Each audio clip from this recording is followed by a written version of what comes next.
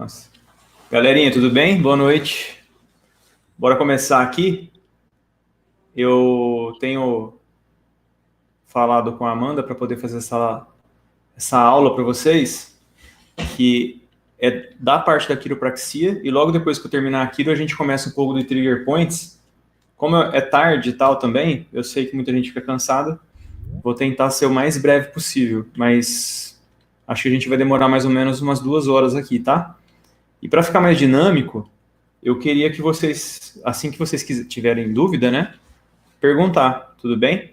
Eu estou tentando acompanhar o chat, a Amanda está aí também, viu, Amanda? Se precisar, depois você me dá um toque. E se caso a gente não ver a mensagem de vocês, aí vocês abrem o microfone e falam, tá? Vamos trocando uma ideia. De onde que vocês são? Coloca a cidade de onde vocês são, só para eu saber aí. Põe no chat. Não sei se alguém já achou onde que é. O Braulio já está aí. A Nina também tinha colocado que era de Jataí. A Andressa, eu acho que é de Jataí, né, Andressa?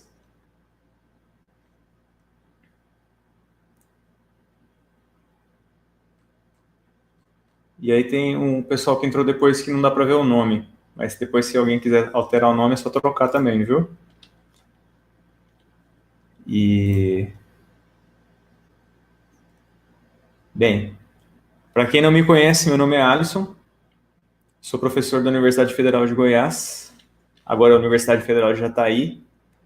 Trabalho com quiropraxia faz alguns anos. Eu coordeno a pós-graduação de quiro que tem aqui na cidade. Está acabando agora, na verdade.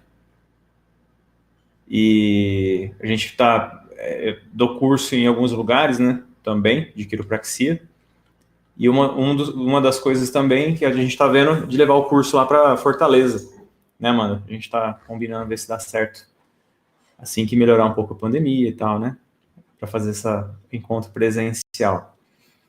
E aí a intenção justamente é dar mais informações para vocês, quebrar um pouco alguns paradigmas, algumas coisas que o pessoal vive postando, falando, e que às vezes não é tão bem por aí, tá?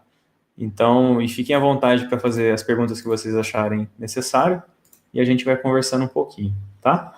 Assim que vocês quiserem perguntar algumas coisas, Amanda, depois na hora que eu vou falando, vem mais para frente se for conveniente alguma das perguntas que você recebeu também na inscrição, aí você me dá um toque, e aí a gente vai conversando, tá? Bom, dentro da parte da terapia manual, além da quiropraxia, eu trabalho também com nova medicina germânica. Atualmente ando estudando bastante a parte da constelação familiar. Eu sou trainer em PNL, trabalho com coaching, que entre essa parte não física, né, para tratar o corpo, que também é muito importante, eu vou comentar um pouco com vocês. E além disso, trabalho com liberação miofascial, né, além de trabalhar, ministro aula nesse sentido. Liberação, ou melhor, mobilização neural, além de outras PNS, que é a postura terapia neurosensorial, ou a prática neurosensorial, e que são toques e ajustes bem refinados que você faz no corpo do indivíduo para poder tratar o indivíduo como um todo. Acho que isso é o mais importante, a gente entender o indivíduo inteiro e a gente poder tratar ele de uma maneira global e geral. E não só trabalhar com o joelho e tal, né? Vocês vão entender mais para frente, para quem ainda não tem muita experiência, que algumas das técnicas que a gente usa, não é que a técnica é ruim, mas o momento que a gente está usando, de repente, ele não seja o melhor. E a gente vai pensar um pouco sobre isso, principalmente depois no Trigger Points, que são alguns pontos gatilhos que possivelmente ou vocês conhecem ou passam por algum problema parecido. Bem, então, começando aqui um pouquinho, quem que inventou a quiropraxia, né? Então, quem inventou aquilo, descobriu, foi o Palmer, né? O Daniel David Palmer, e ele viveu em 1845 a 1913, e ele inventou a quiropraxia, né? A gente fala em inventar, mas ele foi, como é uma parte filosófica de tratamento, ele foi construindo ao longo dos anos, e foi muito parecido com a osteopatia, tá? E daqui a pouco eu falo a diferença da osteopatia e da quiropraxia para vocês entenderem também. E o que é a quiropraxia? A quiropraxia nada mais é que a junção da palavra quiro com a praxis, que é a mão, e prática, tá? Que formam feitos com a mão. Então, que a gente trabalha com a mão para poder tratar o paciente. E tem muita coisa legal que dá para fazer com essa parte. O Steele, né? Então, ele começou com a osteopatia, então, 1928 a 1917, nos Estados Unidos. E a quiropraxia também começou lá. Então, ele começou a fazer uma relação da estrutura e função, que o filho dele morreu com meningite, se não me engano, e aí ele começou a pensar, né, o que cada estrutura faz o quê, por que ela é daquele jeito, e começou o estudo dentro da biomecânica, da fisiologia, da anatomia do corpo humano. E o Palmer, ele fez a mesma coisa, ele começou a pensar como é que o corpo funcionava, e se debruçou em cima de livros de fisiologia, anatomia, né, e entendendo a biomecânica dos sistemas, e ele começou a construir essa base, né, bem firme. E aí ele fundou em 1906 essa Palmer College of Chiropractic lá em Davenport, em Iowa, nos Estados Unidos. E hoje, nos Estados Unidos, Canadá e na Austrália, mas o mais conhecido, mais forte realmente é nos Estados Unidos, ela é a segunda maior profissão da saúde. Ela perde só para a medicina, só que mesmo assim lá, eles têm a quiropraxia como se fosse uma profissão de primeiro contato. Então, um pouco diferente do Brasil, e também lá nos Estados Unidos eles têm o fisioterapeuta, que não é o quiroprata, tá? Lá existe uma graduação em quiropraxia, a pessoa se torna doutor em quiropraxia, ele é conhecido como se fosse um doutor, né? Mas ele é um quiropraxista, e que aqui no Brasil é um pouco diferente. Que mais pra frente eu vou conversar com vocês também sobre isso. E aí o que acontece lá é a pessoa passa mal, ela precisa de ajuda, principalmente por dor, ela primeiro vai procurar a quiropraxia, e aí, se não dá certo, ele vai procurar alguém da medicina para poder ajudar a trabalhar com o corpo dele. Como que surgiu, né? É engraçado que a quiro surgiu com uma historinha, né? Que é o famoso caso do porteiro. Em 1878, esse Harvey Lillard, ele sentiu alguma coisa dar um estalido no pescoço, né? Ele sentiu aquele famoso crack no pescoço dele. E ele falou que depois de alguns dias ele começou a ficar surdo. E aí ele achou muito estranho. E aí, isso aí foi em 78, né? E aí em 1895, muitos anos depois, ele encontrou o Palmer e contou a história para ele, né? Então, o Lillard, ele era porteiro no prédio que o Palmer trabalhava.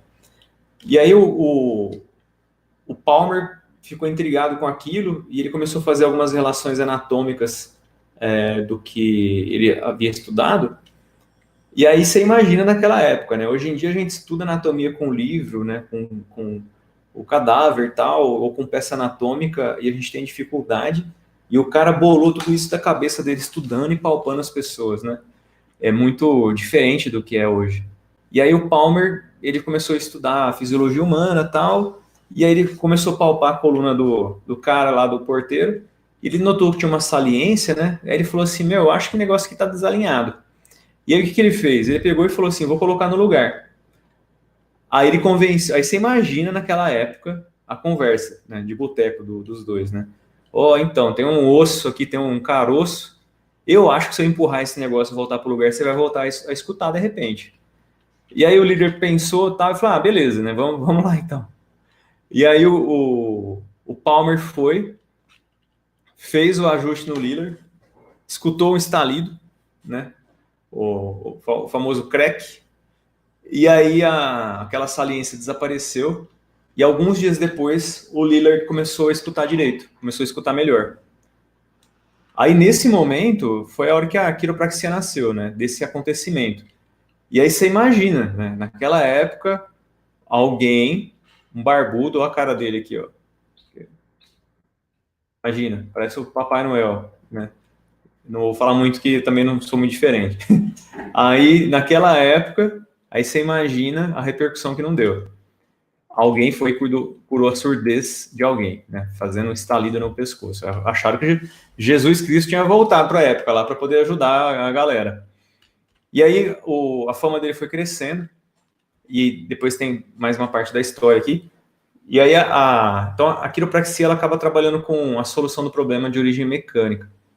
Então, a gente avalia a parte mecânica, então a biomecânica, mas é através da palpação do indivíduo para poder entender o que é que está acontecendo. E aí, quando a gente percebe que tem algo bloqueado, a gente faz o ajuste, que chama a manobra, ou thrust, aí tem vários nomes, e faz aquele ajuste. E aí, nesse ajuste, a gente faz o desbloqueio daquela região, tá? Então, e se a gente não fizer o desbloqueio, vai ser só paliativo, é questão de tempo, a pessoa acaba voltando com o problema novamente.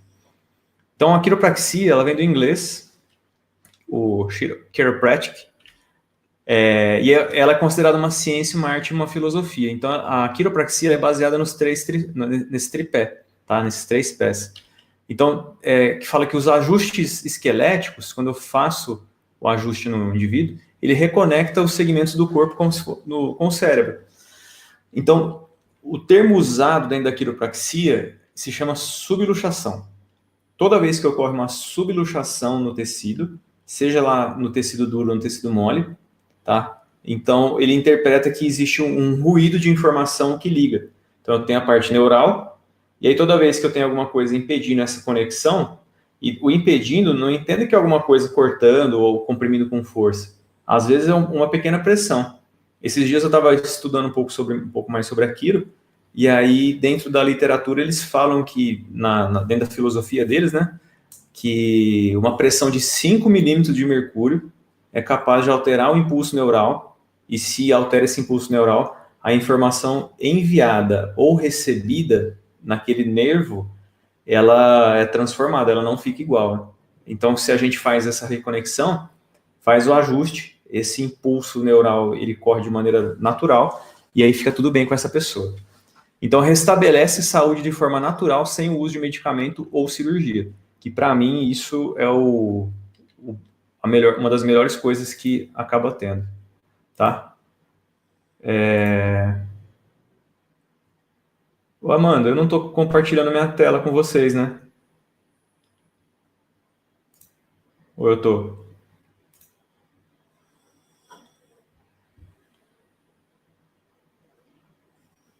Só tá aparecendo eu aí? Eita, deixa eu colocar aqui então. Tô falando, achando que vocês estavam enxergando.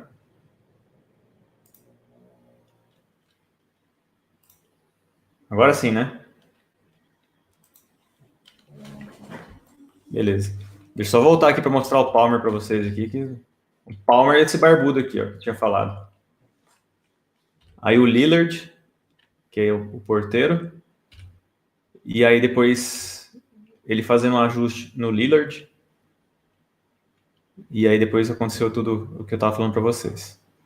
Bom, então tem relação com essa parte dessa reconexão, tá? Na quiropraxia que é considerado. Que aí esses ajustes eles reconectam o segmento do corpo, tal, né? Que restabelece essa saúde de forma natural e sem uso de medicamento ou cirurgia. Que eu falei que para mim é um dos mais importantes. Eu não gosto de usar muito medicamento e cirurgia então nem se fala. Para mim é o último dos recursos. Para mim a fisioterapia dentro da parte médica, assim, da saúde, é uma das mais importantes. Eu gosto muito da fisioterapia e eu sou fã do tratamento conservador, né? E o cirúrgico em último caso, mas não como primeiro caso, como muitas vezes isso acontece. Bom, dentro da ciência, aí começa a entrar o termo da subluxação que eu falei para vocês. Então, o principal é o sistema nervoso. E aí eu falei para vocês que eu ia falar a diferença da osteopatia, né? Na quiropraxia, dentro da parte anatômica, tá? Fisiológica, o sistema mais importante que tem é o sistema nervoso. E aí o sistema nervoso, ele que faz essa conexão. E na osteopatia? Na osteopatia, porque o restante é muito parecido dentro da quiro e da ósteo. Aí a outra coisa que se difere da ósteo, que a osteopatia, eles falam muito da parte arterial, da lei das artérias.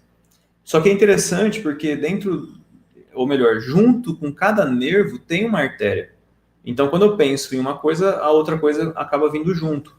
Lógico que o tratamento pode ser um pouco diferente, mas a filosofia das duas técnicas justamente é isso.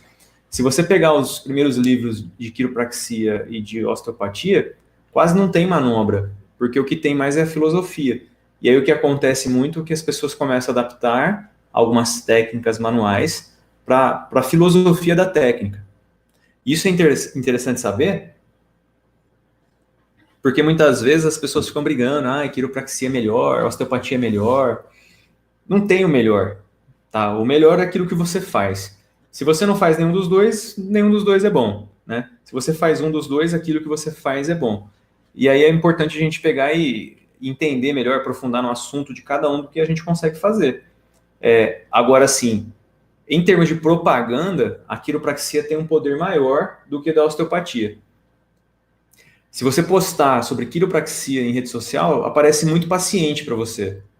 Se você posta sobre osteopatia em rede social, aparece muito fisioterapeuta perguntando sobre osteopatia.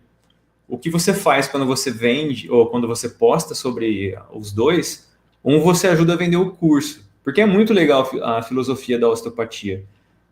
Eu e a Amanda, a gente fez um curso juntos, né, do PNS, e o PNS basicamente inteiro é osteopatia, a explicação que eles dão. A quiropraxia é muito mais prático, né? O Braulio está aí, ele está terminando nossa pós-graduação em quiropraxia e ele sabe do que eu estou falando, porque a quiropraxia ela é mais prática. Você entende o mínimo necessário, vai lá e coloca a mão na massa e faz as coisas acontecerem. Tá? Então é bem interessante por conta disso. Para quem gosta desse tipo de técnica, dessa maneira, acaba se adaptando melhor à quiropraxia. Para quem gosta de uma explicação muito mais detalhada e aprofundada, sinceramente, osteopatia é para você. Só que a diferença de tratamento quase não existe, porque vai depender muito da pessoa que realiza as técnicas. Que o Braulio está falando aí, que eu acho que a osteopatia cria muita teoria de anatômica e lesão.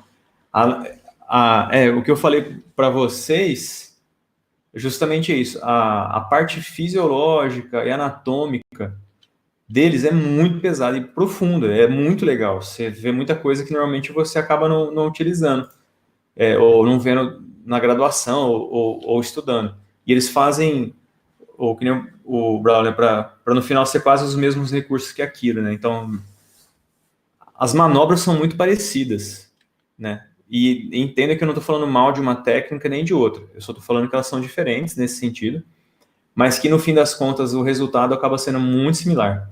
A gente vem tendo oportunidade, eu dou o curso, que vem muito osteopata fazer o curso. No começo eles querem saber mais de terapia, da teoria, quer dizer. E aí eu explico a parte básica, eles olham e falam, mas é só isso, né? Falam, agora vamos treinar, fazer, colocar a mão. Aí normalmente quando o curso tem o segundo módulo, aí eles voltam no segundo módulo e falam, e aí? Ele falou, cara, eu tô usando as manobras que você mostrou. Eu faço algumas coisas da osteo, mas eu preferi as manobras daquilo, porque a manobra é mais fácil de executar e o resultado é igual, não muda. Então, e o importante é isso, sabe? Não é defender técnica, porque o importante é você tratar seu paciente. Eles têm que ver de que maneira que o paciente responde melhor. Beleza? Bom, aí dentro dessa parte, na Network Spinal Analysis, a gente chama então de subluxação estrutural ou meningeal. A estrutural é quando tem essa compressão do nervo que passa pelo forame estrutural, o vertebral, né, que causa um esforço mecânico ou físico no qual o corpo não consegue se recuperar. E a meningeal tem esse alongamento, estiramento ou torcedura da medula espinal e respectivo tecido nervoso que causado por estresse emocional, mental ou químico, do qual a mente não consegue se recuperar. Então aqui já começa uma coisa interessante. Na quiro, não é só o estalar ossos. A gente se debruça sobre o paciente pensando nos estados emocionais dele também. Algumas pessoas com um pouco mais de profundidade, outras pessoas nem tanto, tá? Então depende um pouco de cada pessoa. Bom,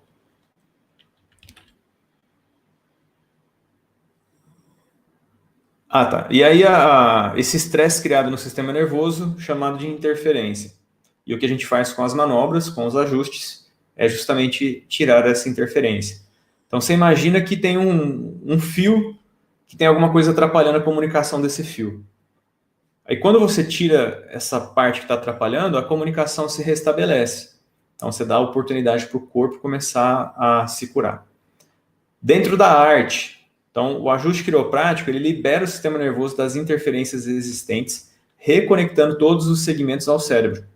E para sejam quais foram os seus sintomas ou doenças, pode recuperar a saúde ou, no mínimo, beneficiar-se de um corpo mais flexível e melhorando, assim, sua qualidade de vida, tá? Então, é uma outra premissa dentro da quiro, que a gente trabalha também com a manutenção. Você não vai procurar alguém que trabalha com quiropraxia só quando você está mal.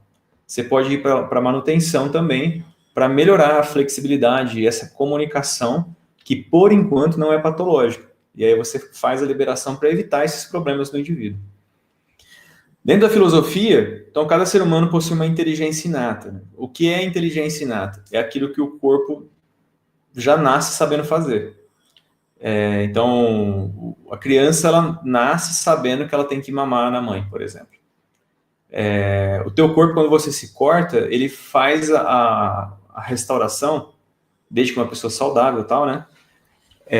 Para poder parar o sangue e se curar sozinho. Não existe uma nova informação que vai causar isso para o indivíduo, né? Então, essa é a inteligência inata. E aí, essa inteligência inata, ela é que mantém a gente vivo, né? Também e coordena, repara, e renova e cura. Então, o mais importante das terapias é que a gente não cura a pessoa. A gente oferece recursos para o corpo da pessoa se restabelecer. Então, cada célula do seu corpo, ela tem essa inteligência e, às vezes, por um problema interno do indivíduo, ele não consegue se restabelecer. E o que você faz você faz um ajuste para que a comunicação se restabeleça e o corpo da pessoa entenda e comece a se curar em relação ao problema que ele tem. Tá? Então, a gente acorda essa inteligência inata do indivíduo para recuperar essa capacidade que ele tem já. E a gente só ajuda essa capacidade dele. Então, dentro da filosofia, existe esse equilíbrio da estrutura e da função. E quando ocorre uma disfunção estrutural, ocorre também uma alteração biomecânica daquele local. E traz consequência funcional do sistema neurovascular. E para a manutenção geral da saúde deve haver esse equilíbrio entre a estrutura e a função.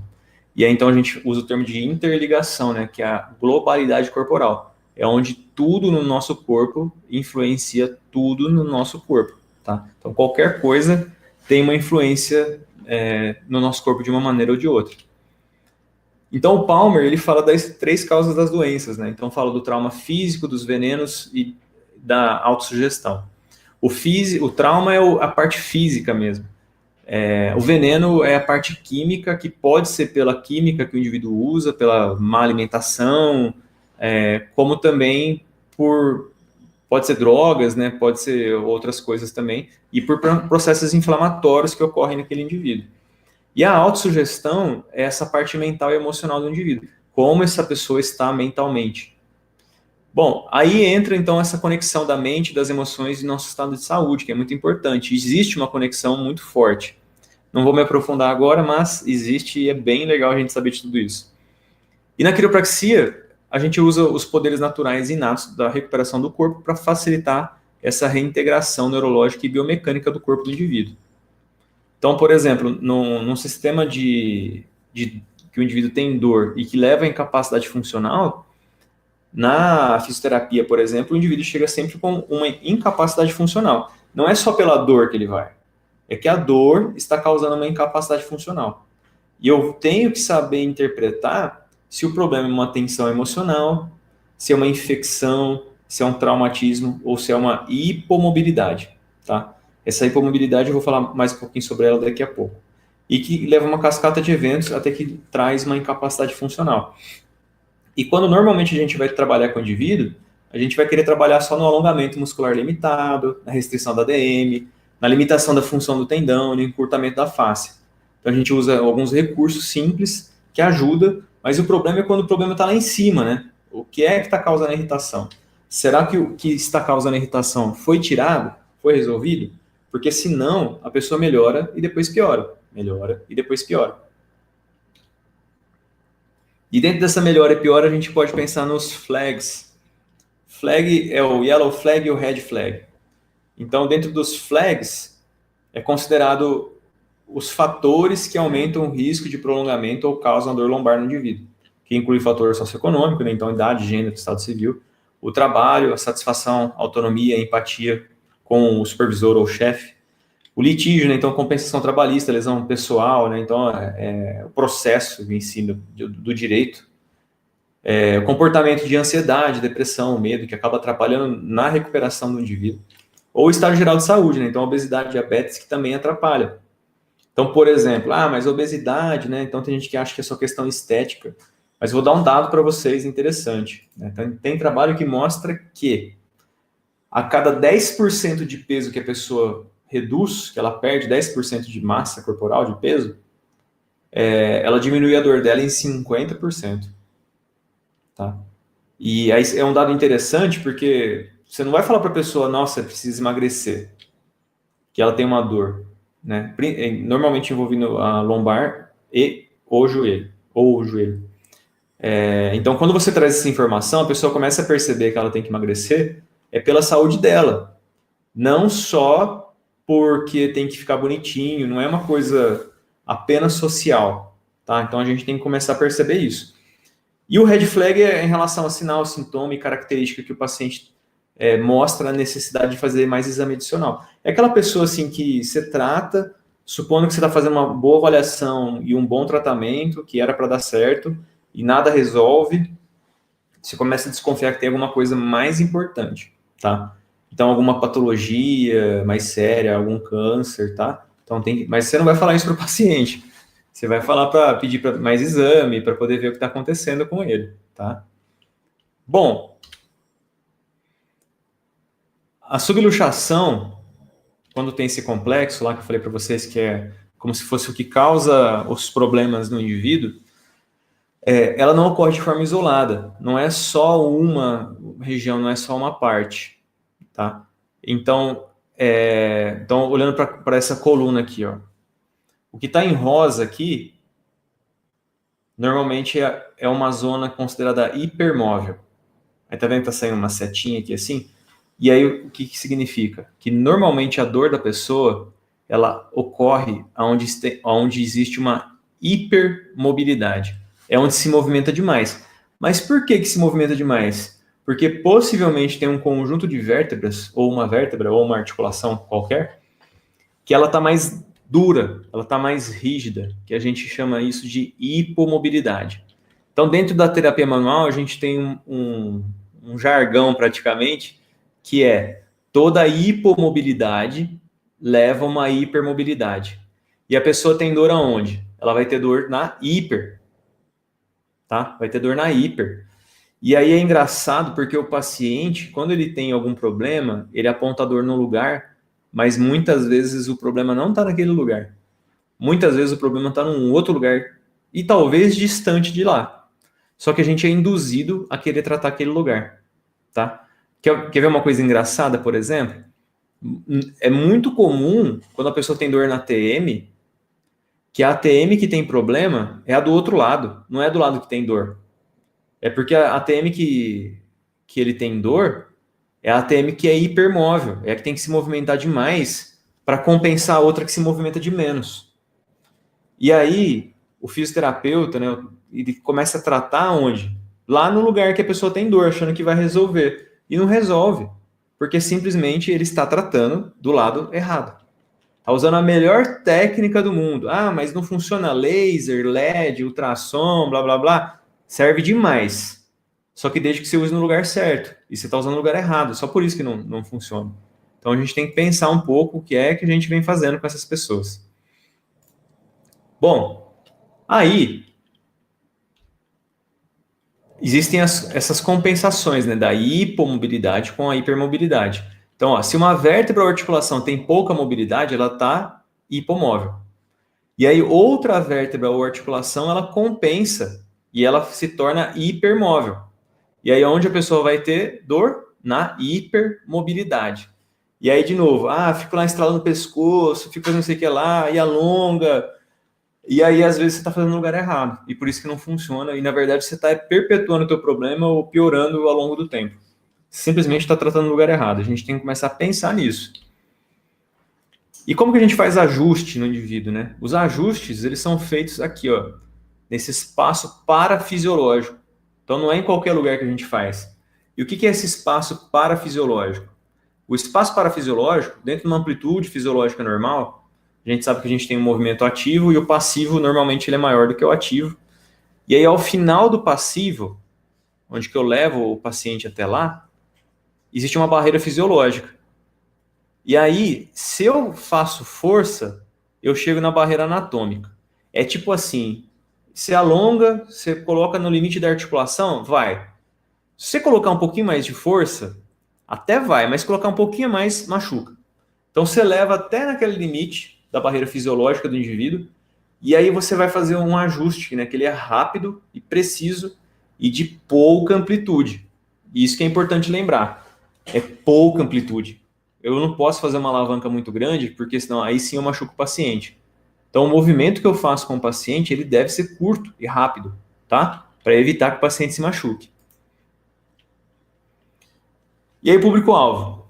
É todo mundo, né? Então, criança, idoso, gestante, eu posso trabalhar com atleta de diversas modalidades, tá? Então, dá para trabalhar com muita gente. Só que, lógico, quando eu penso em criança ou idoso e gestante, eu tenho que tomar cuidado com qual movimento eu posso fazer naquele momento.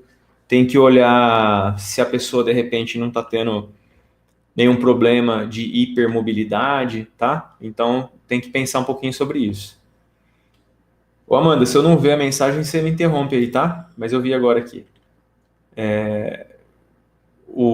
Ela tá falando de quiropraxia para gestante.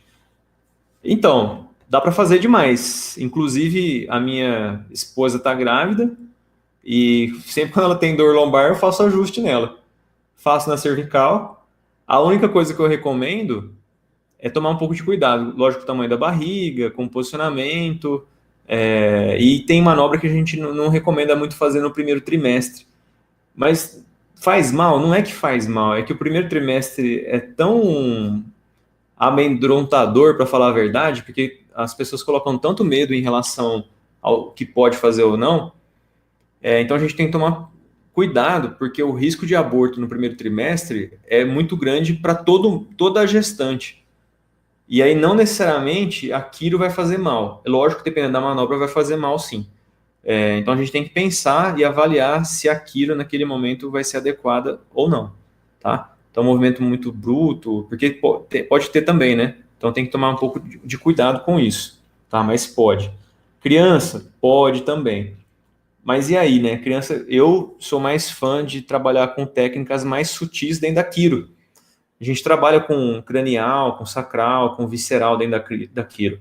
E para criança, resolve assim de uma maravilha. Nossa, para muita coisa. E idoso também, tá? A mesma coisa. Dá para fazer ajuste em idoso? Dá. Mas aí tem os probleminhas, né? Tipo osteoporose. Talvez não seja muito recomendado fazer, porque pode quebrar um ossinho dele ali, né, na hora. Então a gente toma um pouco de cuidado para. Não é a técnica, a técnica pode. Agora, dentro da técnica, qual manobra que eu vou utilizar ou qual recurso que eu vou utilizar? Aí eu tenho que pensar. Mas para todos podem, tá? E uma linha que vem crescendo de um tempo para cá é para paciente neurológico. E aí o que falta é unir um pouco mais. Eu trato também paciente neurológico com terapia manual. É bastante interessante, mas só que o problema da neuro, que ainda o pessoal é daqueles do Cabat, do Bobat, né? E aí muitos não têm essa aprendizado dentro da terapia manual.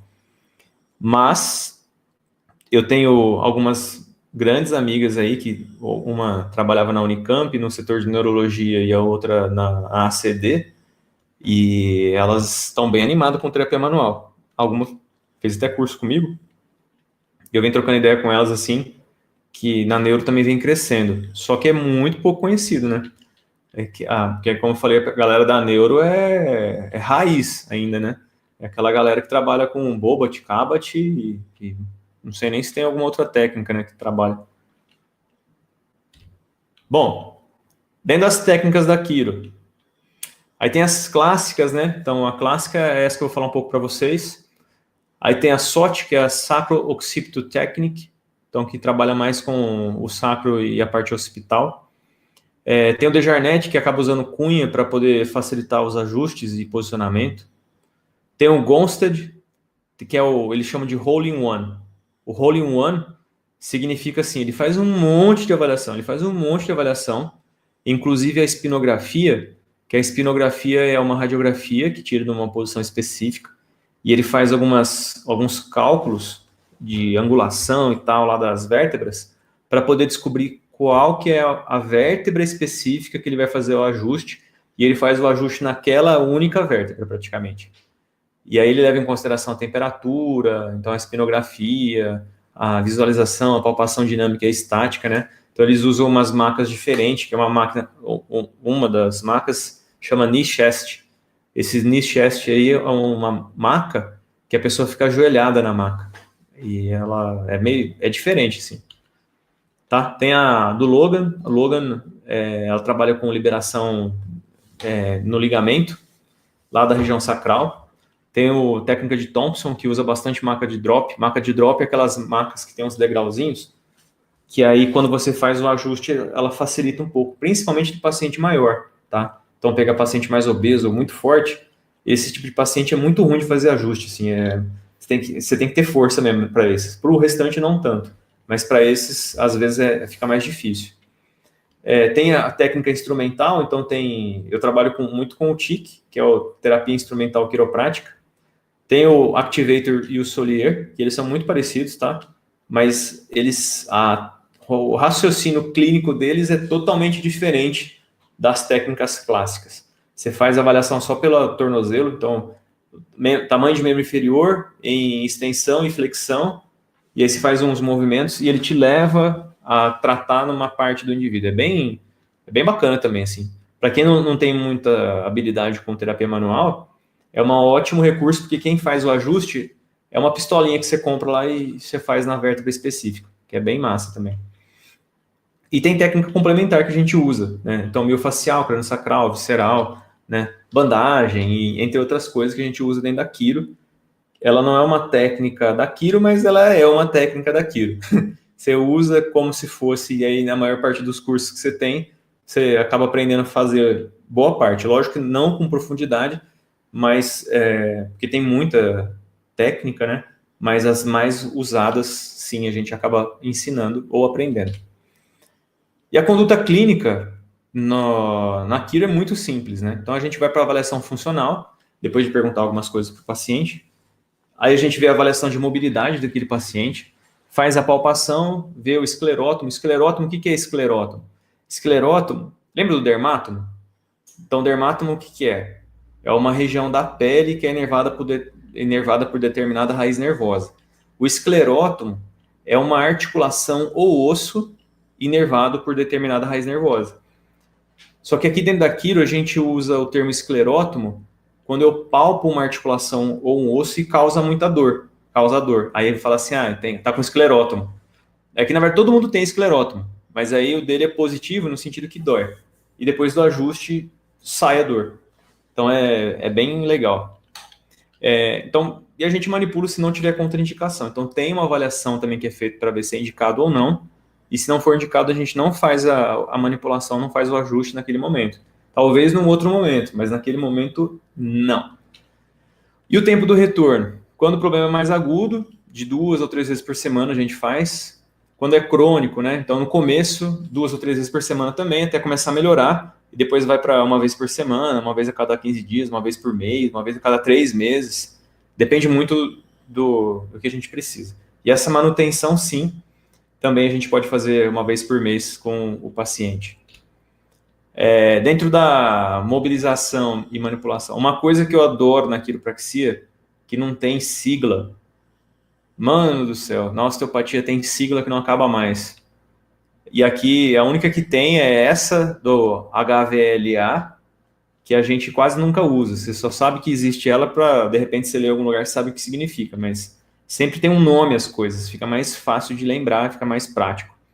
Então, o impulso, o thrust, ou ajuste, que é a mesma coisa, né? Então, aqui é a manipulação. E aí tem um nome de um ajuste que a gente usa o nosso corpo para poder fazer esse ajuste.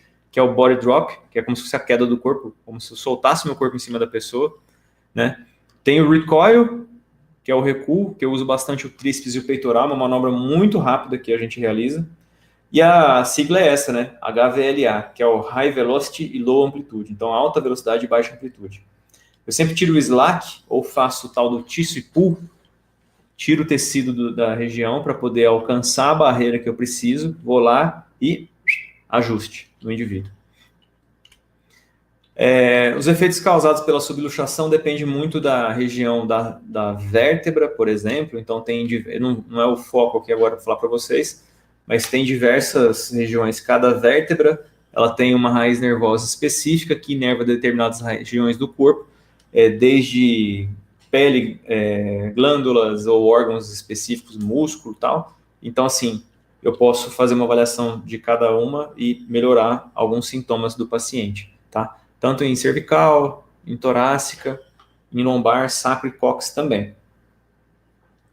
É interessante que algumas vezes a pessoa tem problema de cóccix, que acaba trazendo algumas dores na região lombar, ou sacroiliaca, por exemplo.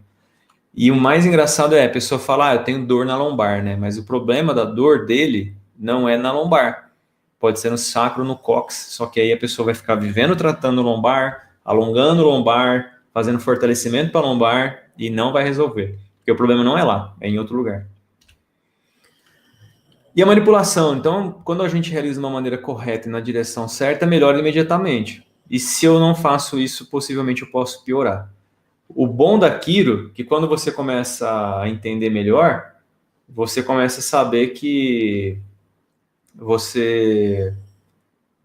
se você fizer um ajuste errado, como fala? Você consegue voltar e arrumar o que você fez. Acontece de fazer manobra errado. É raro, mas acontece. E aí você consegue ajustar depois, né? Melhorar. Ô, Braulio, tô vendo que você tá com a mãozinha levantada agora que eu vi aqui. Você quer falar alguma coisa?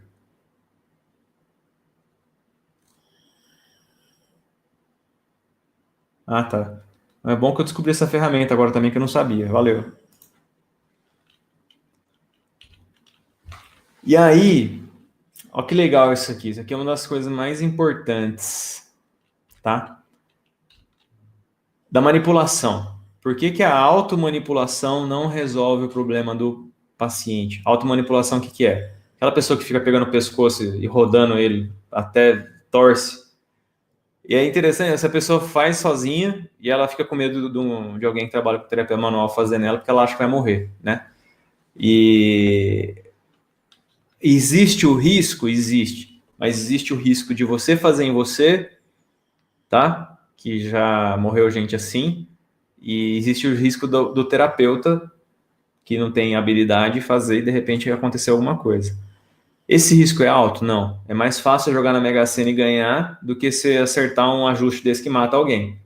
Mas ele existe, né? O risco existe. Mas a gente, durante a formação, ensina como a gente minimiza esses riscos, tá? Fazendo a avaliação certa, posicionando de maneira correta, que não estresse tanto o tecido.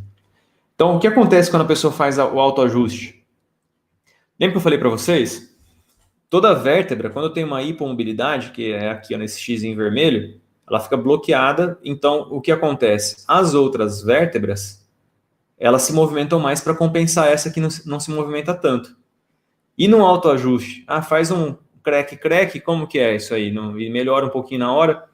O melhora um pouquinho na hora, depois eu falo. Mas olha o que acontece. Quando a pessoa faz autoajuste, o que ela faz o ajuste, né, o que ela faz a manipulação, são as hipermóveis. Não é a hipomóvel. Por isso que não resolve. Porque se resolvesse, já tinha resolvido, né? Aí quando a gente vai fazer na vértebra certa, aí tem só, não faz o, que quando você faz ajuste geral, fica. E aí quando eu faço um ajuste na vértebra certa, faz só um, tá? O Jefferson, a alteração anatômica da artéria vertebral, por exemplo, você está querendo dizer o quê? Quando tem alguma alteração nela e aí causa problema? É isso?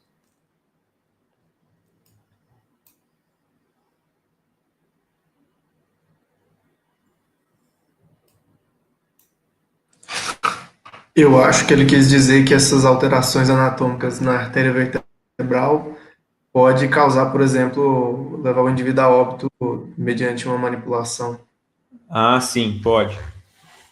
E aí também, e aí também o que acontece é que normalmente quando leva a óbito não é no ajuste.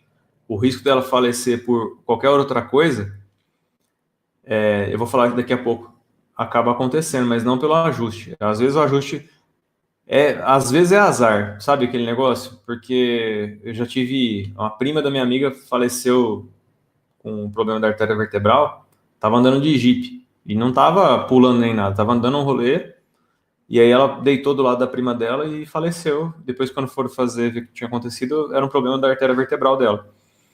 Então é bem complicado mesmo, assim, sabe? É bem complicado.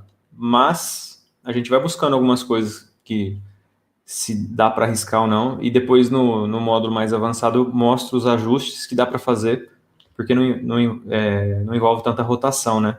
É mais seguro. E aí da cavitação, esse popzinho que acaba acontecendo, o crack. Então normalmente acontece junto à manipulação esse estalido. E aí esse estalido, ele é devido a essa cavitação que ocorre na separação da articulação, dentro do que tem um líquido sinovial.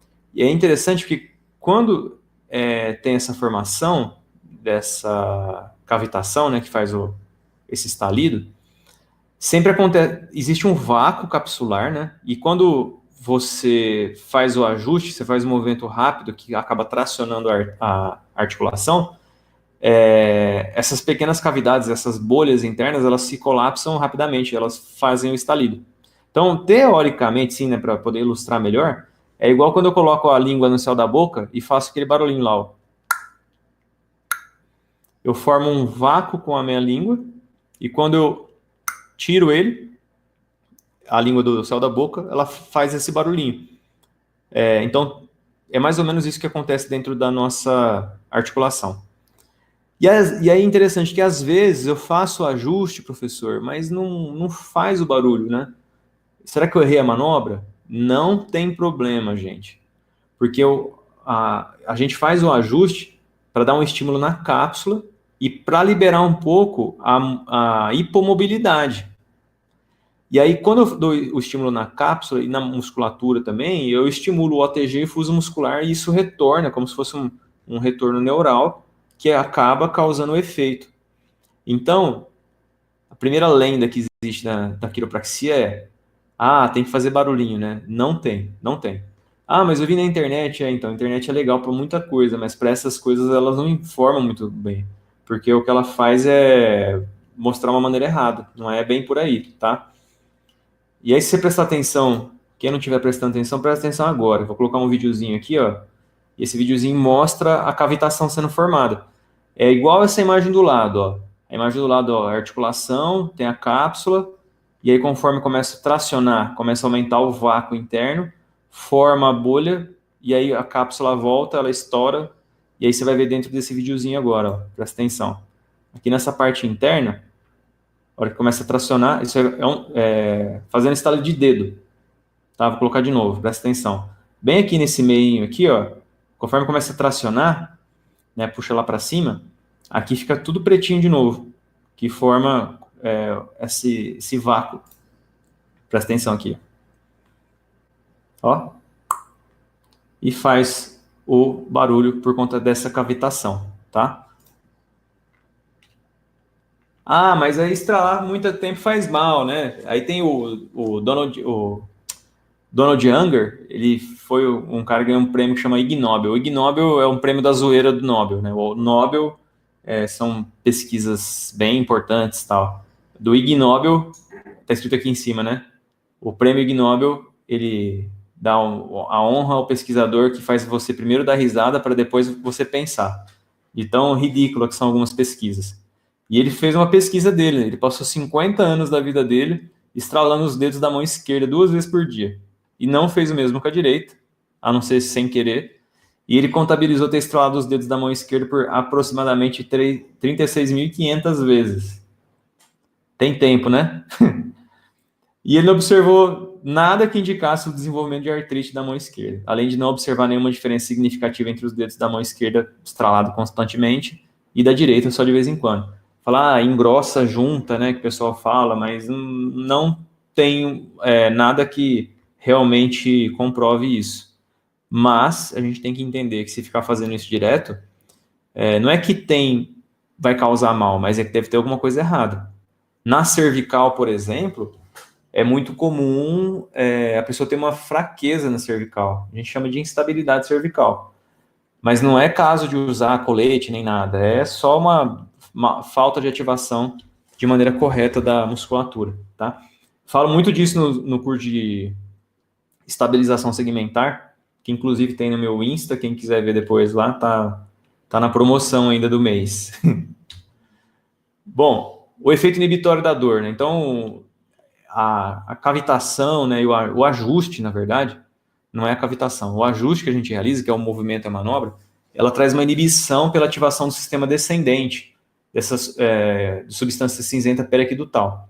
E ele traz um efeito contra-estímulo. Então, o rápido estiramento das estruturas inervadas também tem relação com a teoria das comportas, tá? E o placebo, ou melhor, o estalido, ele é considerado um placebo. Então, e ele traz a sensação, nossa, agora encaixou, né? A pessoa recebe o ajuste e fala, agora sim. E que, na verdade, não. Normalmente, não. Não é nem... Então, tem que pensar um pouco sobre isso, tá? E aí, a manipulação durante a postura ou posicionamento, tem que tomar um pouco de cuidado como que eu vou fazer, posicionar o paciente. Às vezes, eu estou posicionando ele de maneira inadequada, por isso que dói, tem que reposicionar. Eu faço uma avaliação funcional pela estrela de Maine, então vejo flexão, extensão, as inclinações, as rotações, vejo dor e limitação, e aí com o objetivo do ajuste, eu acabo restaurando essa comunicação neural livre, né? Então, que é importante. Vou restituindo a mobilidade do tecido, diminuo os fenômenos dolorosos e vou reduzindo os espasmos musculares que acabam acontecendo. Bom, e aí tem o famoso abraço de urso, essa é uma das maneiras que tem, essa técnica ela é muito boa e fácil, né? E aí, só que a gente tem a técnica, então eu faço o ajuste cervical ou torácica baixa, média e um pouco na alta, então eu faço o ajuste no indivíduo, que alivia muito a dor cervical, por exemplo, tá? Eu estou tratando lá a torácica. Eu avalio com quick scanning eu palpo a coluna do indivíduo, e vou verificando isso, ó. Coloco a mão e palpo para ele me mostrar onde que tem o bloqueio. E aí eu não levo muito em consideração onde que está doendo no indivíduo naquele momento, né? Onde que ele está reclamando de dor, quer dizer. Então eu vou fazendo a palpação e pela palpação ela vai me mostrando aonde né, esse quick scanning, aonde é que a pessoa tem a hipomobilidade. Aí eu faço uma avaliação específica naquela região e aí sim eu acabo tratando o paciente. E muitas vezes é só um ajuste, tá? Por isso que é importante eu avaliar primeiro. Aí eu faço a palpação, testo a famosa molinha da articulação, palpo, com treino mesmo. Posso medir membro inferior, né? Vocês devem ter visto em postagem já, o pessoal, nossa, membro inferior estava assim, agora ficou alinhado. Pode ter relação com o tamanho de membro, mas muitas vezes existe um desequilíbrio do membro inferior, e depois dos ajustes, uma das maneiras que tem para ver se ocorre uma diferença é pelo tamanho de membro inferior. E aí eu vou passando rapidão aqui para vocês as manobras gerais que a gente faz no começo. Então são todas gerais, não são específicas para determinadas coisas. Então eu faço de maneira geral. E essas manobras são as que a gente mais vê na internet, né? Então o alívio de tensão de tornozelo, o alívio de tensão do joelho do indivíduo, a eliminação da báscula, então faço o ajuste no quadril, a pressão que é a liberação ligamentar, esses daqui não tem ajuste, por exemplo, eu faço só para poder ir liberando o ligamento. É uma manobra muito confortável normalmente, tá? Tem um jeito certo de fazer, porque senão quando você faz essa manobra, é perigoso causar dor no indivíduo. Então tem que tomar cuidado com ela, mas ela causa grande alívio. Ela é bem fácil de fazer e traz bastante benefício. O ajuste torácico, né, o que vocês já conhecem com com apoio com a outra mão ou com as duas ao mesmo tempo. E alívio de falange, tem gente que adora, tem gente que odeia esse alívio de falange, de ficar pegando no dedo e tracionando, mas é uma ótima alternativa também. E aí, hérnia de disco, né? Hérnia de disco, assim, a grosso modo, para quem tem o conhecimento básico da quiropraxia, não é indicado, tá? A gente fazer o lumbar roll, por exemplo. Então, quando eu faço o LASEG, que é esse teste aqui, e aí é positivo, eu evito ao máximo fazer ajuste de lombar, ajuste geral. Agora, o ajuste específico, possivelmente eu posso fazer, dependendo de outras coisas. O teste da cervical, por exemplo, os de segurança que eu acabo utilizando. Então, o teste de Sperling, né, que faço de compressão aqui. E aí o teste da artéria vertebral, que o Jefferson e o Braulio haviam comentado. Então, eu tenho que tomar cuidado, porque aqui, por exemplo, toda vez que eu faço uma rotação para a direita da minha cabeça, a artéria vertebral do lado esquerdo ela acaba sendo tracionada. E aí tem uma maneira de fazer que, na hora do ajuste, que eu diminuo a tensão da artéria e aí o risco de causar algum problema acaba diminuindo. Mas é o que eu falei para vocês, ó. Problema da arterial, quando tem eles falam que o problema que tem, na verdade, chama de dissecção da artéria vertebral. E essa dissecção, ela acontece naturalmente com algumas pessoas, sem ter que fazer nada, e às vezes com manipulação. Mas tem que ser muito bruto ou por um problema da artéria, já que esse indivíduo tem, e que normalmente ele é relacionado com outros problemas, tá? Então, por exemplo, ó, a incidência. Uma pessoa a cada 100 mil pessoas tem AVC devido a problema nessa região. Então, acaba tendo um problema na artéria vertebral e sofre AVC. E devido à manipulação cervical, 1 ou 2 casos a cada 4 milhões de manipulação cervical. Então, aquele negócio, tem risco de acontecer? Tem, mas olha o tamanho do risco. Né? Espontaneamente, como eu falei aqui, ó, é mais fácil acontecer espontaneamente do que por uma manipulação cervical.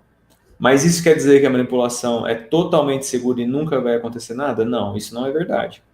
Tá? Mas o risco é muito menor. É mais fácil acontecer sozinho no indivíduo do que com uma manipulação. Mas lógico que vai depender do tipo de manipulação, da pessoa, da avaliação e tal. Então tem que tomar cuidado, né? Então, o indivíduo, quando aparecem alguns problemas que não são normais para ele, e aqui alguns sinais e sintomas de isquemia da artéria vertebral, né, da carótida. Então, confusão, disfasia, dor de cabeça e pescoço anterior ou na face, heminestesia, hemiparesia e distúrbios do campo visual. Aí, quando acontece isso, tem que tomar cuidado para ver se vale a pena fazer ajuste no indivíduo. Então, ajuste cervical, como eu falei, a gente faz algumas coisas e dependendo da quantidade de flexão que eu coloco na cervical, eu atinjo mais, né? Então, cervical alta. Eu não coloco angulação nenhuma, do jeito que a pessoa está deitada, eu faço o ajuste. Quando eu quero pegar mais na média, eu coloco uma angulação de mais ou menos 45 graus, na metade do caminho. E quando eu quero trabalhar com a cervical mais baixa, eu vou lá para angulação de 45 graus, por exemplo. Acima de 45 graus, quer dizer. A técnica de dog, que é muito conhecida, tem na osteopatia também, né? Mas não é da osteo e não é da quiro. É uma técnica que é usada nessas filosofias, viu? Então, por isso que eu falo para vocês que não tem nada a ver a técnica ser da osteo ou da quiro. A técnica e a gente acaba aplicando em algumas regiões, tá? Então, essa é bem bacana, assim, para poder fazer ajuste de torácica, por exemplo. E ajuste de transição cérvico-torácica também, que eu faço no paciente, o paciente sentado ou em pé, que é bem bacana também de fazer e receber. Causa bastante alívio. Tá? Bom, vou terminar aqui a aula de quiro para não ficar tão tarde. Eu gosto bastante dessa frase para deixar para vocês, né? Que é a única forma de chegar ao impossível é acreditar no que é possível. Da Lewis Carroll, do Alice no País das Maravilhas. Que vale a pena assistir esse filme, hein? Traz muita mensagem bacana. Amanda, enquanto eu vou arrumando outra aula aqui, não sei se tem alguma pergunta que você recebeu ou não para eu poder falar sobre a Quiro, eu vou começar do Trigger Point.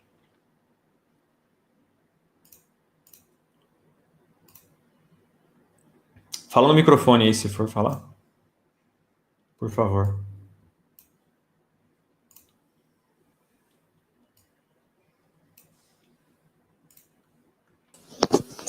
Das perguntas que teve, acho que a única que você não respondeu foi essa aí.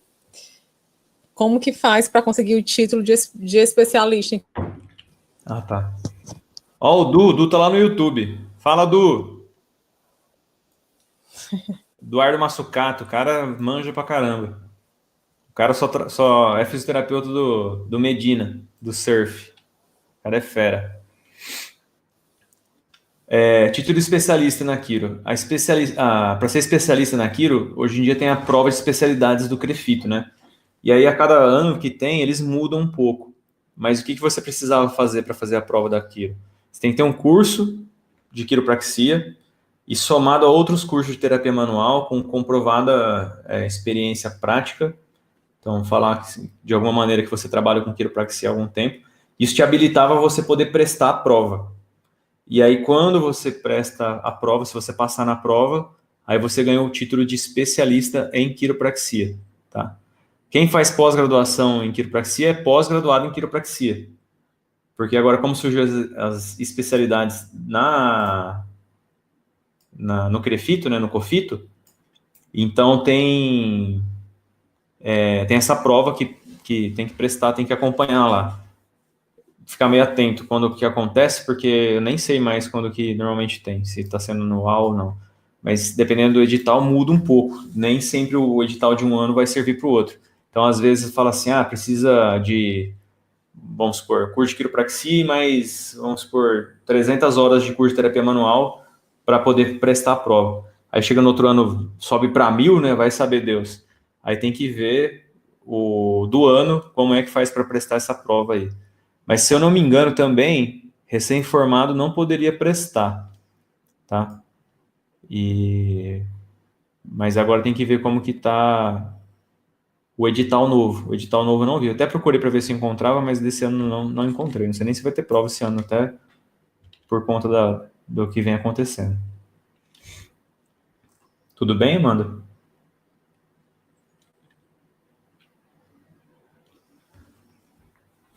Pessoal, alguém tem mais alguma pergunta? Pessoal do YouTube?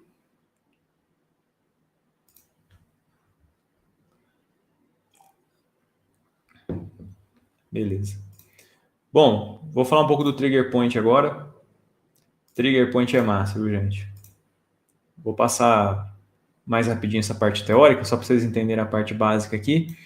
E a gente vai lá para os triggers de fato, porque para quem já atende paciente ou que está em casa com algum familiar, vai ficar bem fácil de discriminar alguns problemas, viu? Então, trigger point. Trigger point são os pontos gatilho, tá? Eu já vou explicar para vocês daqui a pouco o que significa isso. Então, trigger point leva em consideração também fáscia, tá? E a musculatura.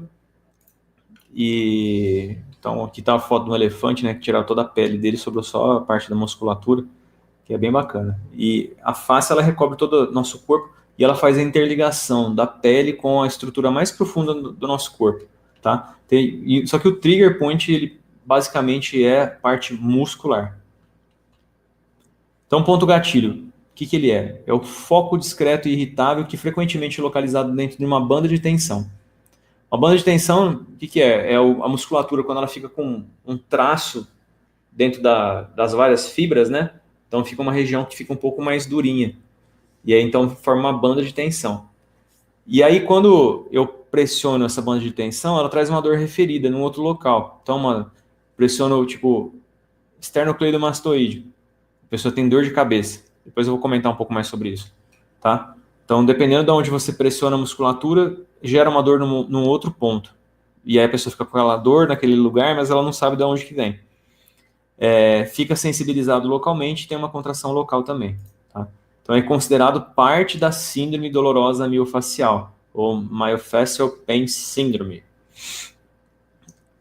Quando, pensando nos pacientes de maneira geral, tem atendimento médico na parte de cardio, pneu e clínica geral, né? Então, fala assim, o paciente poderia estar morrendo de uma doença séria, mas ao ser indagado como que você está, a resposta era do paciente, eu estou bem, exceto que eu estou com uma dor terrível no meu ombro, né? Não consigo dormir desse lado. Então é interessante porque você pega o paciente com câncer, problema de coração sério, problema de pulmão, e aí se achando preocupado com os problemas que ele tá, mas aí na verdade ele tá com problema no joelho, no ombro dele.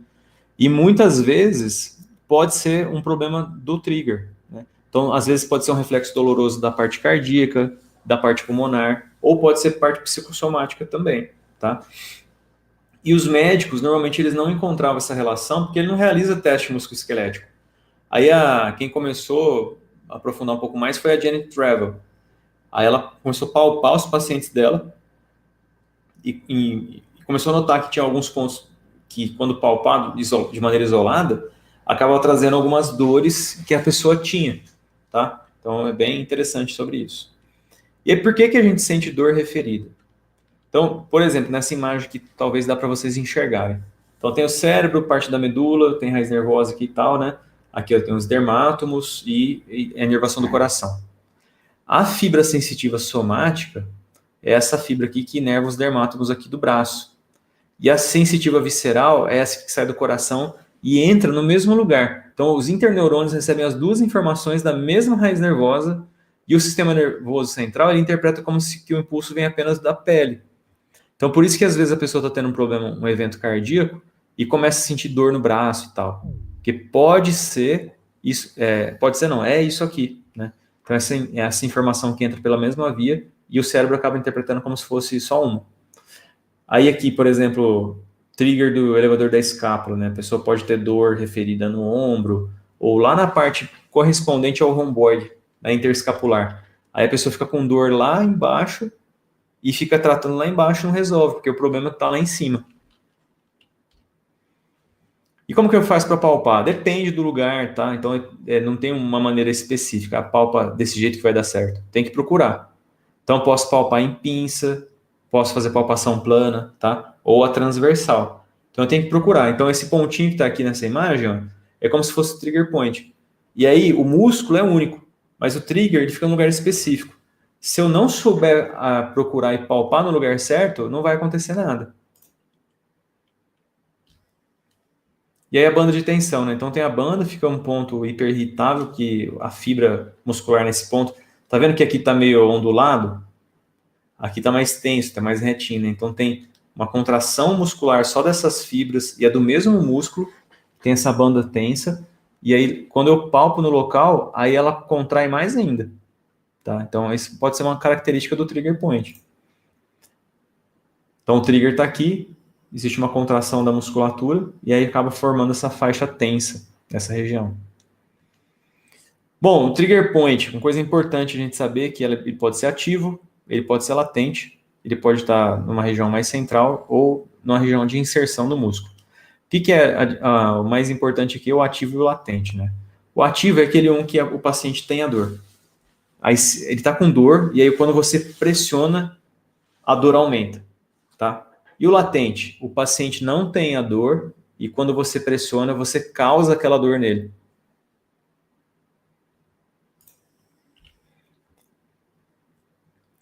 E aí o trigger ele pode ser associado, o principal ou o satélite, né? Então, o principal associado, ele pode ser associado com um ponto de um músculo mais o outro. O principal é o ponto que, quando ele é ativado, ele reproduz os sintomas em mais de um satélite. E o satélite é o outro que não é o principal. E é interessante que, assim, eu posso tratar ponto por ponto, eu posso pegar satélite por satélite. Mas, se eu conseguir descobrir qual que é o ponto principal, eu vou lá, desativo só ele, e ele resolve vários problemas. Então, é correspondente, assim, como se fosse as luzes de uma casa. Então, supondo que todo cômodo tem uma lâmpada e tem um interruptor. Então, o satélite seria assim, na hora que eu quero desligar todas as luzes da minha casa, e todas estão acesas, o que eu tenho que fazer? Em cômodo por cômodo, desligar lâmpada por lâmpada. Seriam satélites.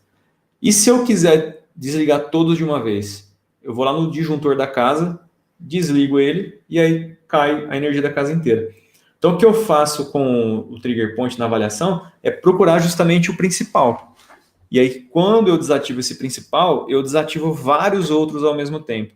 Tá? Eu ganho tempo e qualidade para o nosso paciente. Então, aqui assim, ó.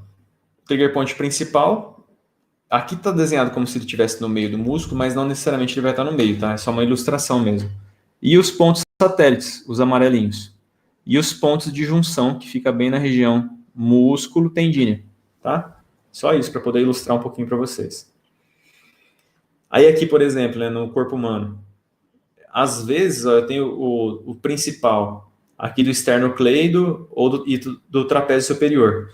Esses pontos aqui, eles ativam a cabeça, o masseter, tá?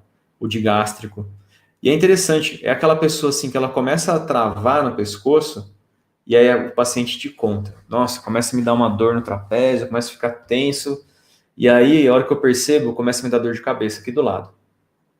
Esse paciente aí, possivelmente, o trigger do trapézio dele que vai ativar a cabeça. Então, vai adiantar eu ficar tratando a cabeça? Talvez sim, mas possivelmente não. Porque eu tenho que ir lá no trigger do trapézio dele, desativar aquele, e aí a dor de cabeça da pessoa melhora. Mas é só desativar? Não, aí vai a galera que trabalha aí com exercícios e tal, né? Então, quem trabalha com pilates, já percebeu que muitas vezes o paciente começa a fazer pilates e no início ele reclama que ele tem dor de cabeça. E com o passar dos meses ou das semanas, o paciente começa a falar assim, nossa, acho que pelo exercício melhorou até minha dor de cabeça. Que é um exercício, mas na verdade é um melhor padrão de ativação muscular que acabou tirando o trigger, que eu consigo também trabalhar com exercício, não só agulhando ou palpando. E a patogênese pode ser imensa, né? Então, deficiência de oxigênio, baixa irrigação sanguínea, que acaba tendo uma isquemia, mas a isquemia não no sentido que nunca mais passa sangue, mas diminui o fluxo. Fadiga muscular, traumatismo, sobrecarga aguda ou microtrauma repetitivo, inflamação, falta de exercício, nutrição pobre, falta de vitamina, alteração postural, estresse psicofísico, né, e fator hormonal também, como a diminuição da serotonina do indivíduo, tá? E que agora, né, será que tem gente com esse tipo de problema? Fica enclausurado em casa, então a gente tem que perceber que às vezes os problemas não são apenas físicos, né? E a importância é que o corpo tem muito músculo, e aí quando a pessoa começa a ter problema, ela tem muita dor, e ela faz exame, toma remédio, e nada melhora, e ela acaba ficando muito frustrada e desconfiada, né, acaba sofrendo demais. Porque muitas vezes não aparece no exame de imagem um trigger, é um ponto muito específico, e às vezes na radiografia, principalmente, que é a mais famosa, não vai aparecer. E eu preciso colocar a mão no paciente, preciso palpar o paciente. O bom é que tem alguns mapinhas, que eu vou mostrar daqui a pouquinho para vocês, que já mostra para nós os possíveis locais que a gente vai ter que trabalhar com esse paciente. Então, o sinal cardinal do trigger point é a presença dessa banda de tensão, um ponto nodular sensível à dor, o sinal do pulo, que é o jump sync, que é quando eu palpo o músculo ele salta, ele contrai rapidamente. Tá? Não é o paciente que dá uma ombrada, assim, é o músculo que acaba contraindo rápido. Tem uma dor referida quando eu aplico a pressão naquela banda de tensão ou nódulo também.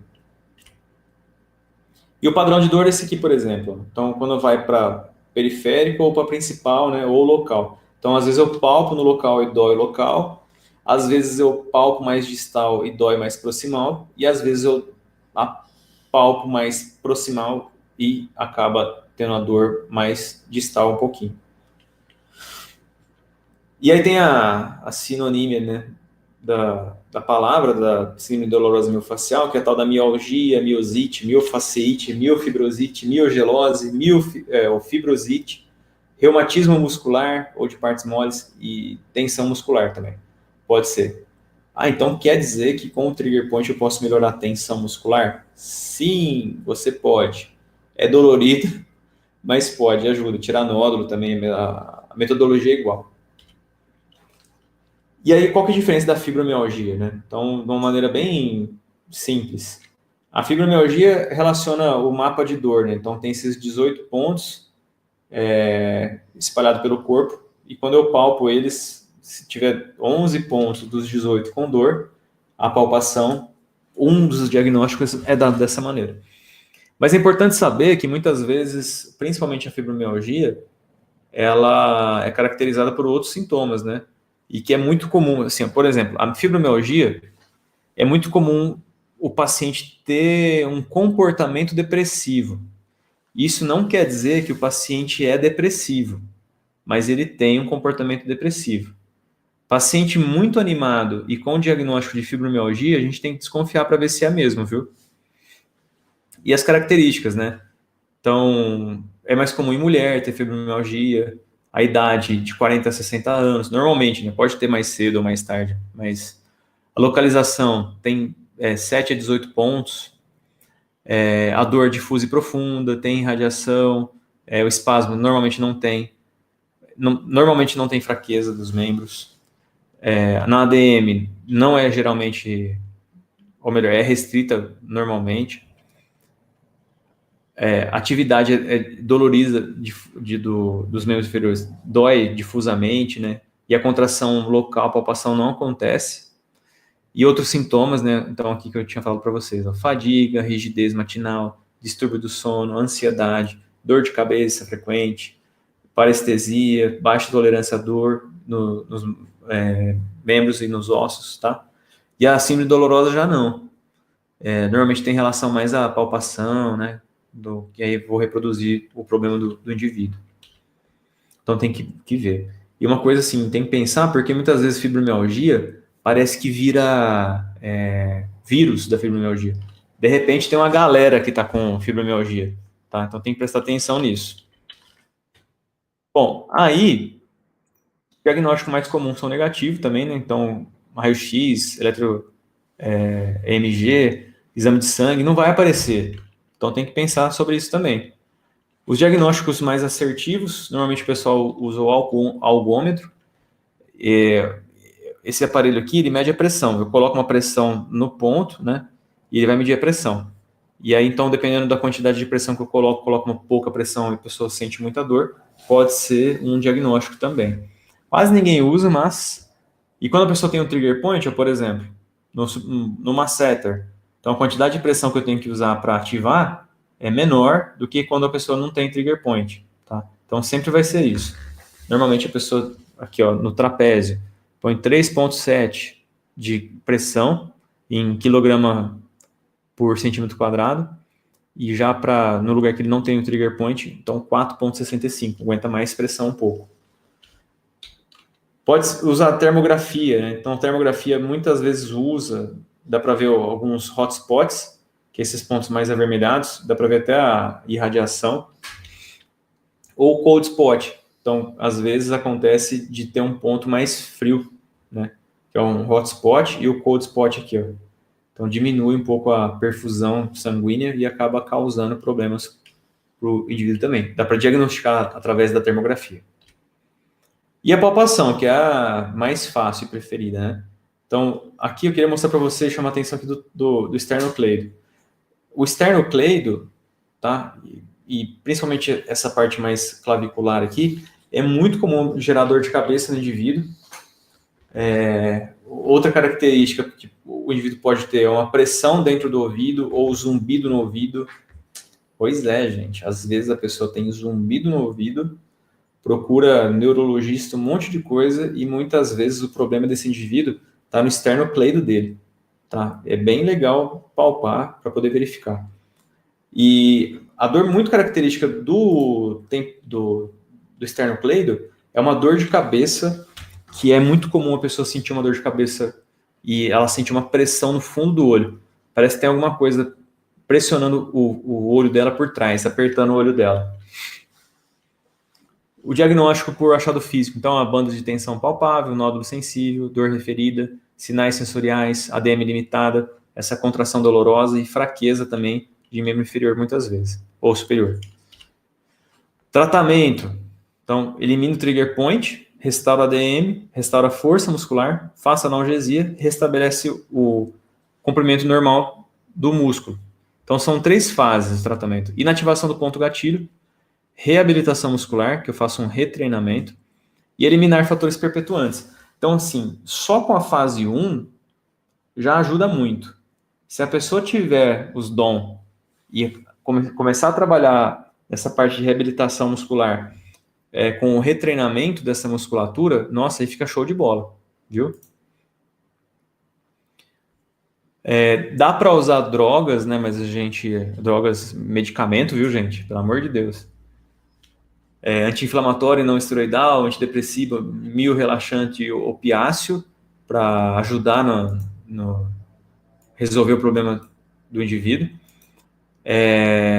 Injeção, também a gente não trabalha com isso, mas é só para saber que existe. Então, injeção do ponto gatilho com anestésico ou solução fisiológica salina. Sempre faço o alongamento depois, que é interessante, ou botox, tá? E a injeção é interessante, que eu li um trabalho que eles falando assim que, por mais que o médico utiliza com anestésico dentro do ponto gatilho para resolver o problema do ponto gatilho, eles começaram a perceber que os pontos gatilhos que eram perfurados com agulha e não usavam nenhum tipo de anestésico, o resultado era igual. E aí que nasceu não, né? Começaram a perceber que o agulhamento a seco funciona também, que não precisa de remédio. Você vai lá e agulha ou você palpa aquela região. Eu prefiro palpar do que ficar agulhando, dependendo do paciente, tá? Mas funciona tanto para um como para outro. Então, ó, dá para usar a termofototerapia, né, em cima do local, o TENS, ultrassom laser, mas o diagnóstico, ele é palpatório. Faço acupuntura, faço agulhamento a seco, tá? Então dá para trabalhar com isso, sim. Dá para trabalhar com spray. Esse spray aqui ficou muito caro, porque normalmente ele é importado e é ruim de achar também, dependendo da cidade, né? É um spray frio, ele não tem medicamento nem nada assim que tem um efeito analgésico, mas você faz como fala, você pressiona o trigger ou faz o agulhamento, depois passa esse spray, tá? E alonga também. Mas eu usei pouco tempo na minha vida isso e o resultado é igual, com ou sem. E tratamento, então várias possibilidades. Faço liberação por pressão, que é a que eu prefiro, né? Então a pressão isquêmica no local. Técnica de fricção profunda, essa é mais conhecida pelos Cyrex também, é muito dolorido. Técnica de alongamento tradicional também funciona. E o alongamento transcutâneo. Transcutâneo é pela face, né? E associado ao alongamento tradicional. Então, o que eu faço? Palpação sobre o músculo, que o paciente relata o problema, no músculo, né? Que é responsável pela dor que ele vem sentindo. Então, tem que ter uma noção de qual que é aquele músculo. Vou lá, faço a liberação, a pressão isquêmica, até o paciente sentir uma melhora de 80% do problema dele, e depois eu vou e faço o alongamento com o deslizamento miofascial. E depois, numa outra etapa, eu vou trabalhar o retreinamento dessa musculatura também. Então, disfunções da cabeça. Vou passar alguns aqui para a gente identificar rapidamente, para não demorar muito para vocês também. Então, trapézio superior, por exemplo. Abaixo do trapézio, o que a gente tem aqui? Ó? O nervo do ramo acessório. O ramo que é do nervo do 11º par de nervo craniano, né? O acessório. E aí, às vezes, também tem aquela relação também é o ramo superficial da artéria cervical transversa e o trapézio, está tudo aqui. E é interessante que às vezes a pessoa tem dor de cabeça ou na base da cabeça aqui assim, e tem muita dor aqui no trapézio ou no romboide, que pode ter relação com essa musculatura também, viu, gente? Então, e aí nesse caso, eu posso pensar em ajuste cervical e posso pensar também em trabalhar essa musculatura. Trabalhar a musculatura no sentido de fazer liberação miofascial ou pressão isquêmica, e também alongamento e exercício para essa musculatura. Então, o trapézio superior, aqui, ó, normalmente o trigger point é uma referência, o xizinho, onde que é o trigger, e onde está vermelho é onde a pessoa relata a dor. Então, o trapézio, ó, muito comum ter dor de cabeça, tá? Nessa parte aqui, ó, aqui na parte posterior da cabeça, do crânio ali embaixo, tá? No trapézio mais inferior, vai doer lá no ombro da pessoa, olha a distância que tá. E a pessoa tem dor no ombro e às vezes confunde com outros problemas, né? Nessa parte mais próxima à escápula aqui, ó. Vai doer bem na borda da escápula, tá? Na parte mais superior da escápula aqui um pouquinho, ó. Vai doer mais próximo à coluna. E aí a gente trata no lugar errado. Estão conseguindo entender o raciocínio? Esse aqui é massa demais. Massa sim, né? Pra quem tem um problema é bom porque você trata, mas dói muito para poder tratar. Então, o esternocleido, olha o lugar que a pessoa sente dor. Lá na parte posterior da cabeça, na parte em volta do olho. É muito comum aqui, assim, no olho, a pessoa sentir essa pressão que eu falei, no topo da cabeça, tá? E dependendo do ramo que você palpa do esternocleido, aonde que a pessoa vai sentir, ó, sente uma pressão no ouvido, ou sente até zumbido no ouvido. E aí procura e não consegue encontrar a causa, o problema, e muitas vezes é no esternocleido. E é muito comum ter dor na parte da frente da testa, né, ali assim, e a dor, ela pode passar para o outro lado também. Masseter, olha o masseter que legal. Legal, né? Quando você palpa, a pessoa pode relatar dor aqui ó, na face ou no dente, tá? Você pode ver o masseter tem muita relação com dor no dente também. E até lá na sobrancelha, ó, ou também no ouvido. E é interessante pensar porque às vezes a pessoa está com um problema do masseter e ela vai no dentista, procura uma cárie, não encontra, aí de repente ela acha que é canal, faz o canal e o problema continua e de repente o problema era só no masseter. Então a gente tem que pensar com esse raciocínio também. O occipito frontal, então dor também na testa ali, dor no olho e dor na cabeça ali próximo do temporal, quando eu palpo essa parte do occipito mais próximo do occipital mesmo. Aqui não precisa alongar, mas dá para fazer um pouco de miofascial, mas vai depender do tamanho do paciente, né? E do cabelo dele. Levantador da escápula. Então, ó, também uma dor irradiada para o ombro na parte posterior e na região interescapular também. Supra. Olha o suprão aí. Então, no supra, a pessoa pode ter dor onde? Na lateral do ombro, lá no cotovelo, tá? Na parte aqui, ó, um pouco meio que anterior do ombro.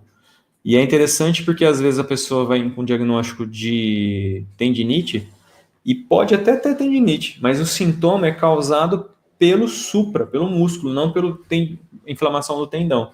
E tem muito trabalho mostrando isso, que é muito comum a pessoa ter algum problema, como por exemplo tendinites e artrose ou hernia de disco, e só que a pessoa, os sintomas, ou melhor, a pessoa é assintomática, ela tem esses problemas que é diagnosticado por exame de imagem, então, ou seja, se ela é assintomática e tem o problema, quer dizer que pode ser que uma pessoa que tenha o sintoma e tenha o problema, pode ser que o sintoma dela não é causado por aquele problema. Mas como que eu vou saber disso? É palpando e testando, não tem outra maneira de saber. Bom, o que mais? Tem aqui também o infra e o redondo menor. Também é muito legal. Lá na escápula, e a pessoa tem dor aonde? Logo próximo do pescoço e na lateral do braço dela também, tá? Ou na parte anterior, e com irradiação até a mão, tanto na parte anterior como na parte posterior. Ele imita muito assim, muito próximo do radial, né, do nervo radial. Na região interescapular, tá? Ou próximo do ombro mesmo.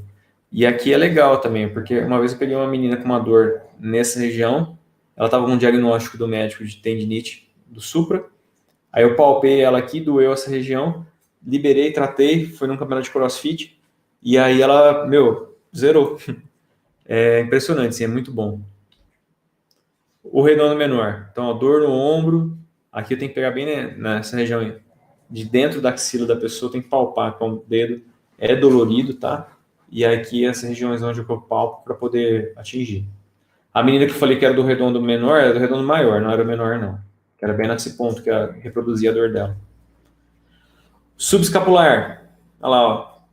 Problema lá na axila, que eu vou palpar, e onde que a pessoa vai apresentar dor? No ombro, no tríceps, lá no punho, tá? Uma dor bem importante até. Romboide maior e menor e serrátil posterior superior. Então, ó, também no romboide, você palpa e dói no mesmo lugar, praticamente, tá? Mas também eu posso pensar na irradiação para membro superior. E aqui, ó, eu tenho um padrão de irradiação como se fosse do ulnar, né? E às vezes a gente faz testes neurais, não dá certo, porque de repente o problema não é lá.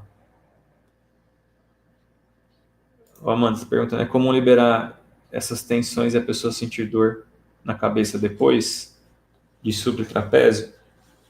É difícil acontecer, mas pode acontecer. Normalmente é bom investigar o que está acontecendo com essa pessoa, viu? Quando começa a ter muita dor meio estranha, assim, pode ter relação emocional também, tem que verificar um pouco o que é que está acontecendo e coletar a história dessa pessoa que ela fez depois. Porque às vezes a pessoa ela aproveita que ela liberou a dor dela e começa como fala? A fazer mais atividade. E o que é muito comum também, Amanda, é que a pessoa às vezes ela tem dor de cabeça. O que aconteceu já comigo algumas poucas vezes, mas aconteceu. A pessoa ela tem dor de cabeça e ela tem dor no trapézio.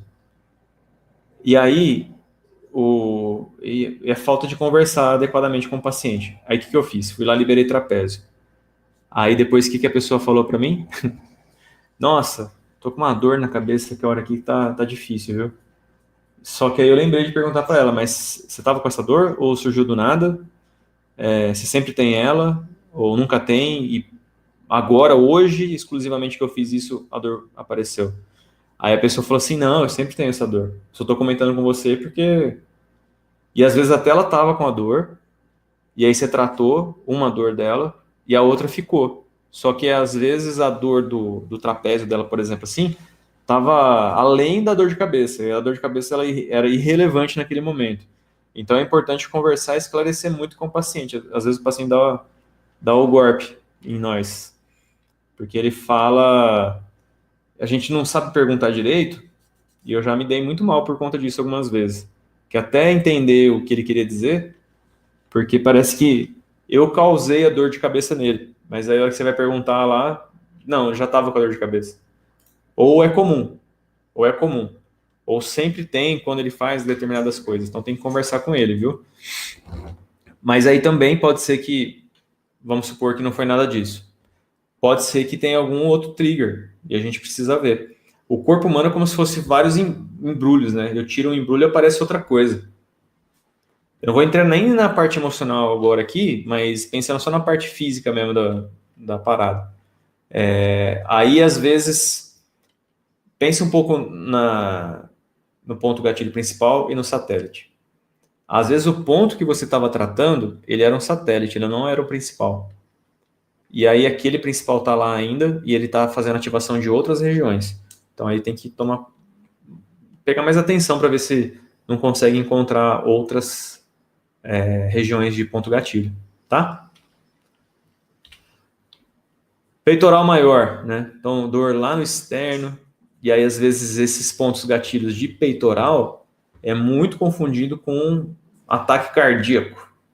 Olha o subclávio aqui, ó, do lado direito. O subclávio, eu palpo, só que eu tenho que praticamente palpar com a unha aqui, logo abaixo da clavícula. A dor que a pessoa sente, ó, é um pouco no peito com irradiação para o membro superior. E pode ter associado um outro ponto gatilho de peitoral. Na cabeça dela, tô tendo um problema cardíaco. E isso acontece também, quem tem problema cardíaco de fato, é muito comum ter essa dor também, tá? E aí você vai tratar a dor da pessoa, não o coração, porque o coração não vai resolver.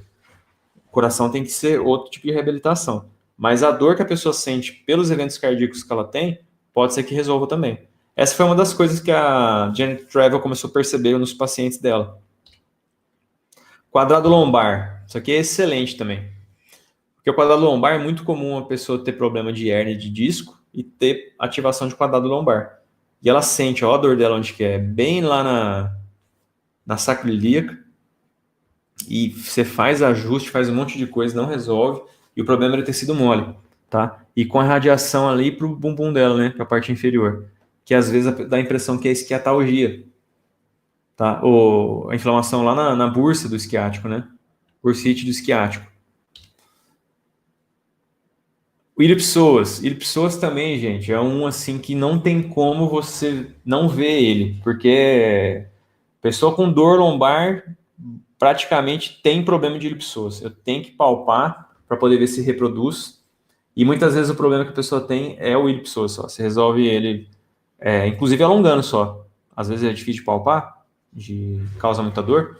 Então, dor na lombar, dor na região anterior da perna, é batata ser o iliopsoas.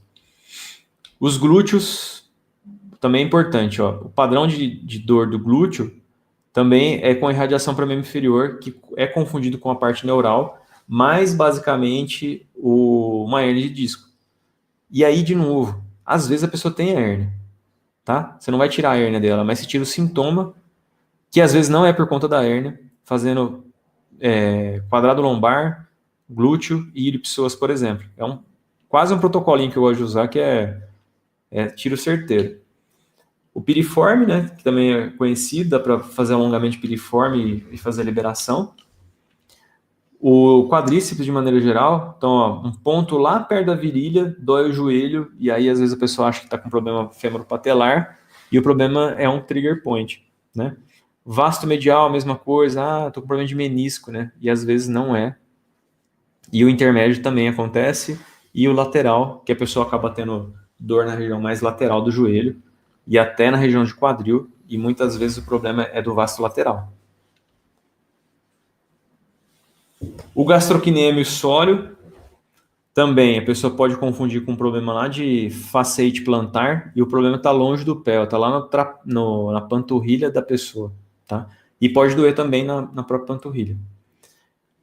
E aqui é o mais intrigante, tá? Isso aqui é do livro da Janet Travel, e olha que bacana. Ó. Então, esse ponto, ele acaba trazendo uma dor no calcanhar, beleza?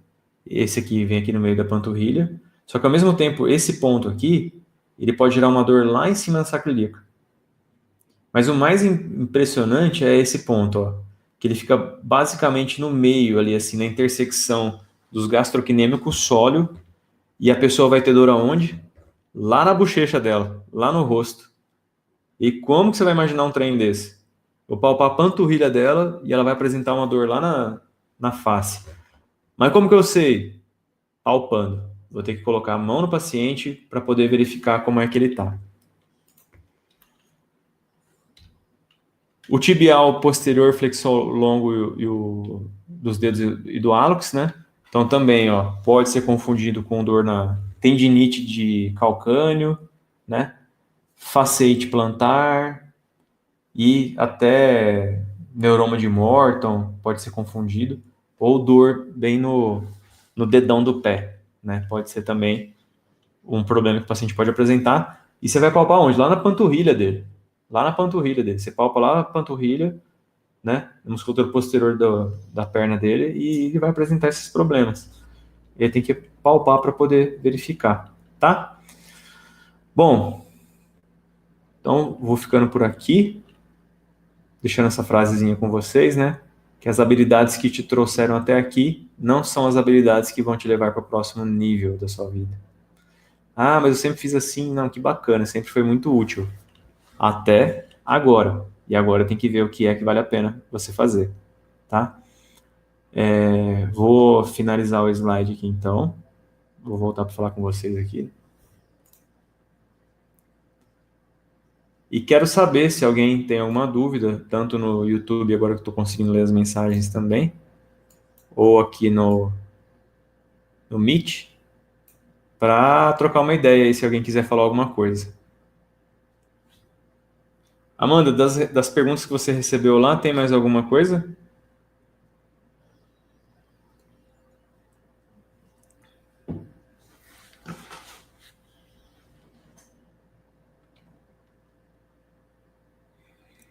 Então, beleza.